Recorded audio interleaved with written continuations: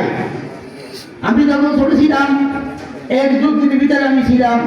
আমার নানা বাড়ি ছিল কাউখালী গাছখান নদীর পাশে। সেই গাছখান নদীর পাশে পাঞ্জাবিরা তারা গান করতে মুহুর্মুর ছেড়ে মেলে যখন ওই এলাকা ধ্বংস করে দিয়েছিল, মুক্তি বাহিনী ছিল আমার এক নানা, তার সাথে আমি ওই যুদ্ধের ভিতরে ছিলাম।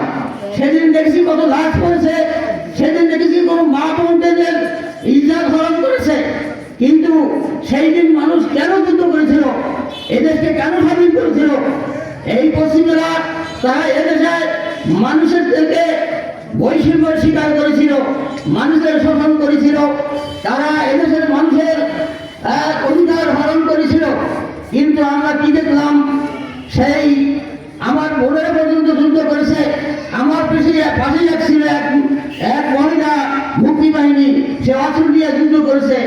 আমার সকলকে দেখা বাইরে আমার সেই দিন থেকেই এই বাংলাদেশে প্রায় 54 বছর চলে গেল, কিন্তু এদেশের মানুষদের স্বাধীন করছে যে উদ্দেশ্য নিয়ে, সে স্বাধীনতার সুখ কিন্তু কোনো মানুষ কিন্তু পায় নাই। সমর্থনে ত্রয়োদশ জাতীয় সংসদ নির্বাচনের আমরা কার্যক্রম শেষ পর্যায়ে, সবাই আলহামদুলিল্লাহ। হাত পাখা মার্কা, এটা আমরা সকলেই জানি, ঠিক কিনা? হাত পাখা মার্কা কার?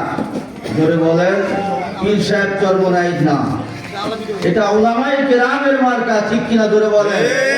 বাংলাদেশের যত হাক্কানি রব্বানি উলামায়ে কেরাম, পীর মাশায়েখরা রয়েছেন, তাদের সমন্বিত মার্কা হলো হাত পাখা। শুধু পীর সাহেব চরমনাই একা এখন ধরে রেখেছেন, নেতৃত্ব দিচ্ছেন, কিন্তু এটা কিন্তু সর্বস্তরের উলামায়ে কেরামের মার্কা, ঠিক কিনা?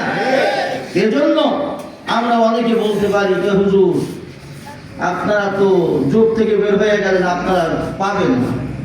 অনেকে অনেক মন্তব্য করেন, আবার অনেকে বলেন যে হুজুর চাপের মধ্যে আছে, এরকমও বলে। আবার অনেকে যে হাত পাখা মার্কার কর্মী, এটা বলতে অনেকে লজ্জাবোধ করে, ঠিক কিনা? এজন্য আমি সবাইকে স্পষ্ট করে বলছি যে আমাদের বাংলাদেশে যারা নির্বাচনের প্রার্থী হিসেবে যারা মাঠে রয়েছে,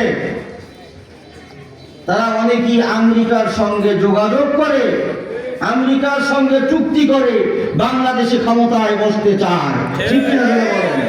আবার এমন কিছু লোক রয়েছে, এমন কিছু দল রয়েছে যারা ভারতের সঙ্গে চুক্তি করে বাংলাদেশের ক্ষমতার মস্তদে বসতে চায়, ঠিক কিনা বলেন?